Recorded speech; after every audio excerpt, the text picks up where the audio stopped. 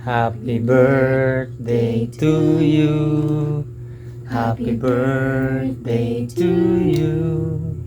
Happy birthday, happy birthday, happy birthday, Jesus. Okay, let's pray. Lord Jesus, Lord Yeshua, we are thankful and grateful for letting us know the exact day of your birthday, the true day of Christmas. We wish and we pray na in the coming years, more people will join us recognizing and celebrating the true day of Christmas. We don't know how, but we as a family begins to celebrate it in a simple way.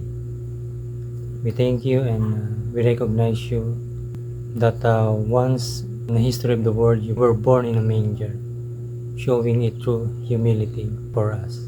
This we pray in your most precious name, Yeshua. Amen.